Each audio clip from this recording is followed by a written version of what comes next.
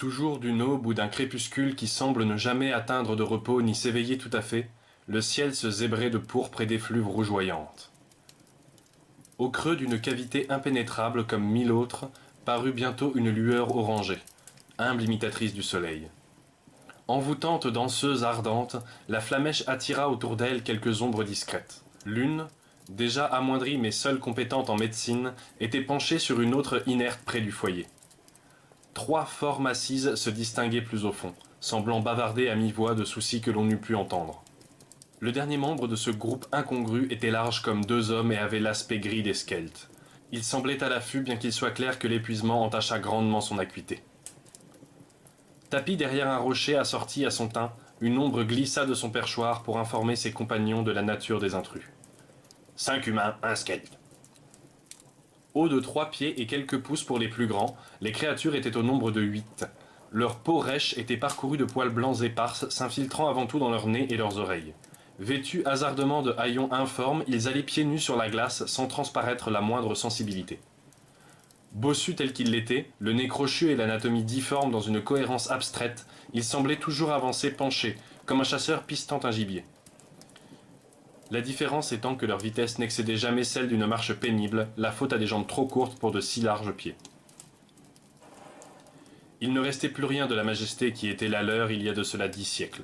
Les trolls avaient perdu la guerre en même temps que leur dignité, leur fierté proverbiale et leur puissance.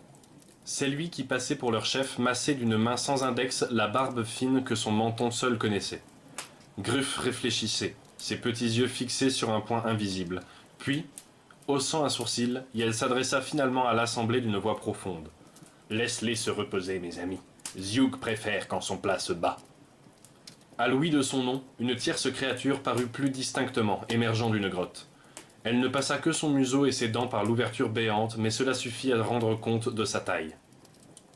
Couverte d'écailles, cette gueule tranchante était plus noire que l'ébène, garnie de 3 rangées de pointes acérées et triangulaires comme le crâne d'un immense lézard. Ce monstre était un igua, et il parut se fendre d'un sourire ainsi que le firent les trolls.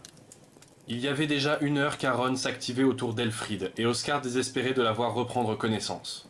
Le jeune homme n'était déjà pas apothicaire de profession, il n'avait que les bases soigneusement prodiguées par son père, mais amoindri comme il l'était, ses soins perdaient encore en efficacité.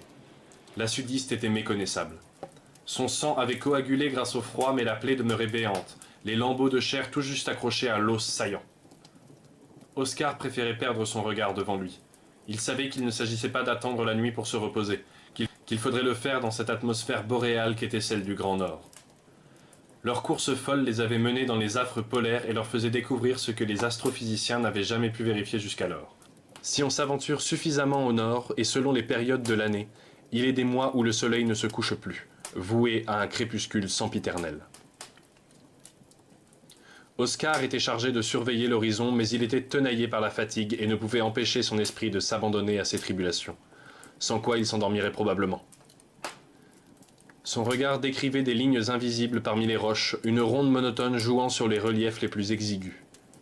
Il répétait mécaniquement cette veille que l'on pourrait tout juste qualifier de contemplation, mais certainement pas de garde. Lorsque Rak'Shael, œil sombre, vint poser une main sur son épaule, il sursauta, mais feint de n'avoir eu qu'un frisson. Pas dupe, Rak'Shael fit semblant de n'en rien remarquer. « La neige tombe de plus en plus drûment, apprit-elle à Oscar, dont l'attention s'était tout à fait relâchée.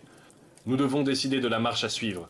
Ou nous restons nous reposer et risquons de rencontrer ce qui effraya les Ayas, ou nous levons le camp maintenant et nous livrons à un supposé blizzard. Je vois dans ton œil que tu as déjà une idée. » L'expression, d'ordinaire, ne l'aurait pas atteinte, elle dont le surnom était devenu une carapace au fil des ans. Il lui avait échu dès la naissance et s'était accentué au fil des ans. Rak'Shael, œil sombre. Ce qui l'inspirait était une tache de naissance, grosse comme la main et cerclant son œil, assombrissant un regard déjà noir. Son profil droit débectait la majorité de ses pairs, ceux-là même qui devinrent ses amis lorsqu'elle se réappropria le colibé pour en faire une force.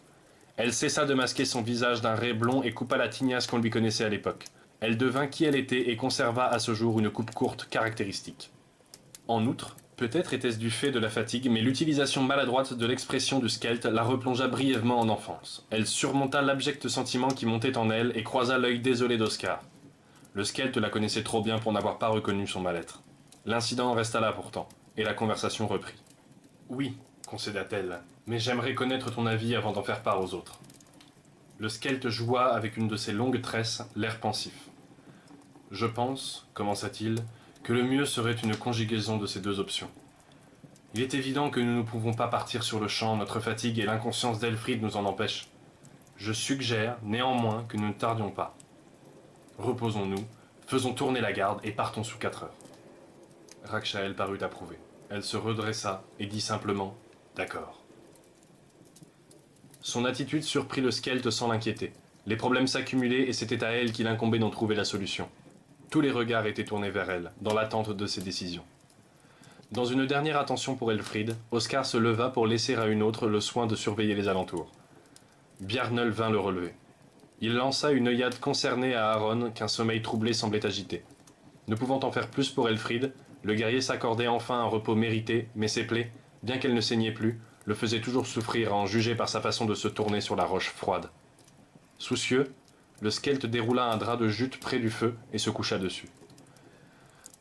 Son avenir proche n'avait jamais été aussi incertain, et pour la première fois de sa vie, il doutait sincèrement d'en réchapper. Raksha'el s'était imposé de prendre le dernier tour de garde. Elle fixait l'horizon d'un œil morose, tournant en son fort les différentes options pour contourner la tempête à venir. Ce n'était plus qu'une question de temps à présent. Ces dernières heures, le froid s'était fait plus mordant, le vent plus violent, et le ciel était si bas qu'il paraissait frôler la cime des pics. Elfried ne s'était toujours pas réveillée. Elle vivait encore pourtant, mais dormait-elle ou était-elle toujours dans les limbes de son inconscience? Difficile à dire. Raksha'el se rejouait sans cesse la scène dans son esprit. Bien qu'elle sache qu'elle n'aurait rien pu faire, elle culpabilisait de la voir dans cet état. Et il la taraudait toujours de comprendre pourquoi Saeria avait tant voulu la compter parmi cette expédition. Certes, elle était une combattante habile et maniait la hache comme peu savait le faire, mais sa famille était venue du Volgoline lorsqu'elle avait 11 ans. Cela sous-entendait qu'elle n'avait guère grandi dans le froid et serait de celles qui souffriraient le plus les températures extrêmes du Grand Nord. Elle frissonnait sous ses fourrures et ce, même à Azurok. Raksha'el fronça les sourcils. Ne pas comprendre l'exécrait. Et si l'on couplait cet état de fait à la fatigue aussi bien morale que physique qu'il a gagnée, l'incompréhension en venait à l'énerver. Un hurlement rauque l'arracha soudain à ses élucubrations. Le cri se répercuta contre les écueils, trompant toutes les intuitions de la meneuse. Impossible de localiser la menace, car elle en était convaincue, un pareil grondement ne pouvait être que le synonyme d'un danger. Réveillée en sursaut autour du foyer mourant, les autres la dévisageaient avec un effroi de circonstance. « On bouge », dit-elle. « Comment ça, on bouge ?» s'enquit Elissa après un temps. « Avec armes et bagages, voilà comment. » Joignant le geste à la parole, Raksha'el équipa son bouclier, rafla son sac et enjoignit ses camarades à l'imiter. Oscar fut le seul à obéir. Les 3 autres avaient détaché leurs yeux de leur capitaine pour les poser sur Elfried. Sans leur en faire part, Raksha'el, œil sombre, avait pris en son cœur l'insupportable décision qui s'imposait. La tension était devenue palpable, troublée seulement par le blizzard qui s'intensifiait au dehors. Ce fut Bjarnel qui, la première, mit un mot sur cette atmosphère. Et Elfried? La meneuse se détourna un instant. Le cri retentit plus puissamment à l'extérieur. On ne peut l'emmener. Elle reste. Le ton s'était voulu neutre, mais ceux qui la connaissaient perçurent que sa voix s'était brisée. On n'a pas le choix, soutint Oscar. C'est la seule chose à faire, et cela me coûte de l'admettre. Je refuse de l'abandonner, se leva Elissa à l'œil humide. Raksha'el se ferma, mettant d'autorité fin au débat. Tous savaient qu'elle avait raison, que nul n'en échapperait, qu'ils s'encombreraient d'un poids supplémentaire. Sans cela, leur chance était mince, mais elle représentait un espoir, si vain puisse-t-il être. Bjarnel accueillit le chagrin d'Elissa contre son épaule. Aaron, jusqu'alors silencieux, se leva péniblement pour rassembler son pactage. « Que fait-on exactement » demanda-t-il. Elissa le foudroya du regard.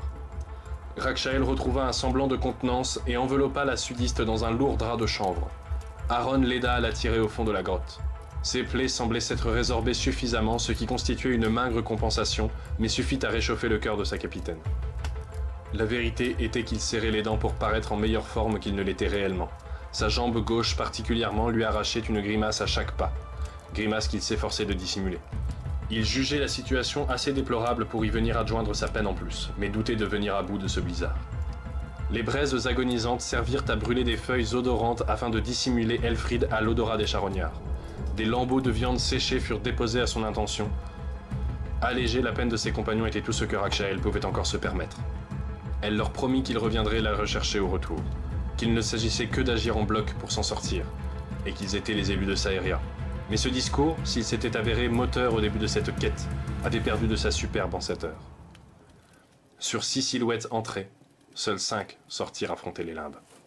La capuche rabattue sur une concentration que rien ne devait perturber, les 5 guerriers progressaient lentement dans la tempête. Le vent sifflait à leurs oreilles, hurlant dans leur corps, frayant à la neige un chemin vers leur port. Tous étaient glacés jusqu'à la moelle, mais tâchaient de garder une cadence aussi soutenue que possible. Encordés les uns aux autres pour ne pas se perdre, le cortège suivait l'arête d'un écueil jugé plus sûr.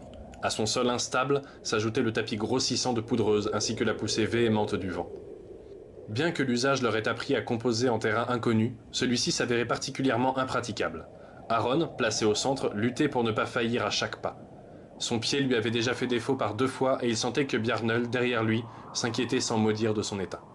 Il posait prudemment le premier pied, mais peinait toujours à faire suivre le second, dénonçant une plaie à la cuisse dont l'influence se faisait sentir sur sa jambe entière.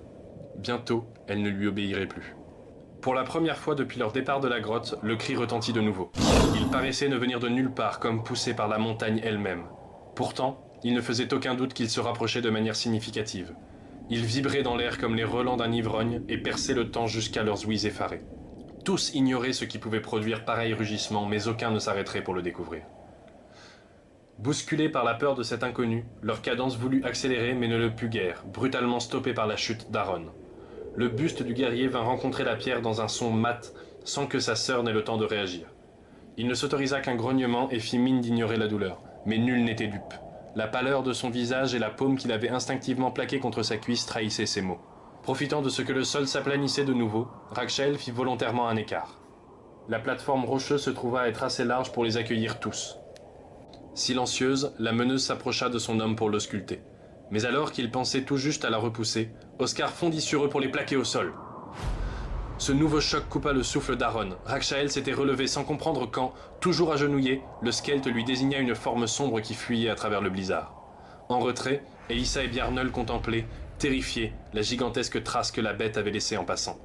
Le pas lourd de l'animal s'était tant enfoncé dans la neige qu'il en avait découvert la roche. Un autre hurlement vint assourdir le groupe. Il était clair que le blizzard estompait ses sens et sa précision.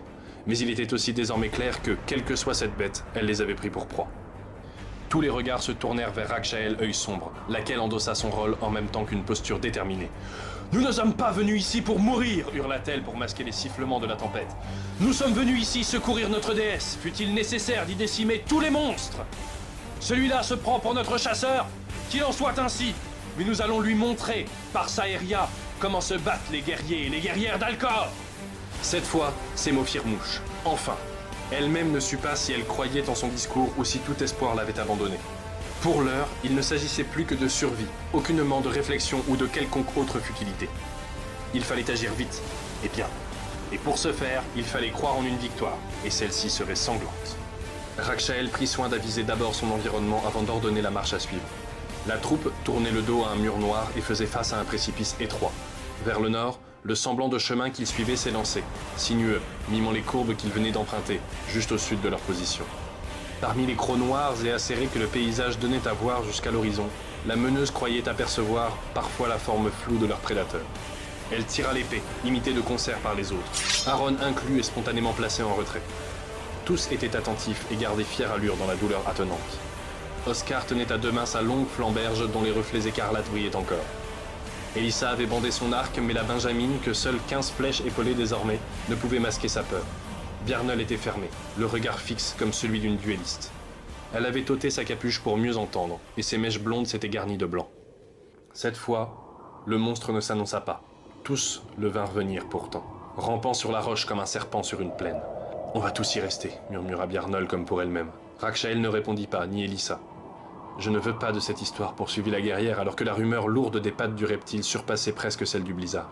On ne peut pas se permettre de faillir, pas si proche. » Ces mots ne trouvèrent toujours aucune réponse, alors que quelques enjambées seulement les séparaient encore de l'affrontement.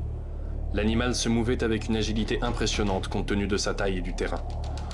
Des paupières verticales battaient ses yeux reptiliens, une langue bifide lisait l'air par à-coups.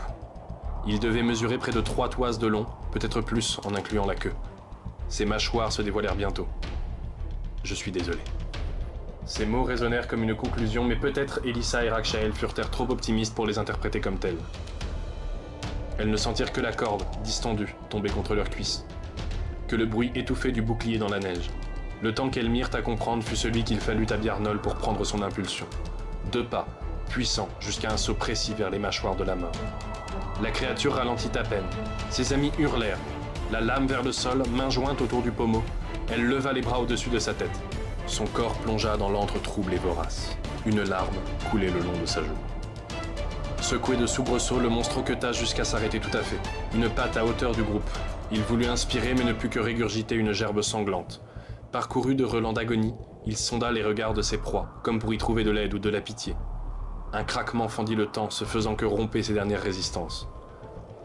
Il parut déglutir une dernière fois, puis s'effondra contre la roche, un filet écarlate et les restes du poison humain qui avait eu raison de lui coulant entre ses lèvres. Incapable du moindre mot, Aaron ne trouva pas la force de rester debout. Ses jambes se dérobèrent sous lui.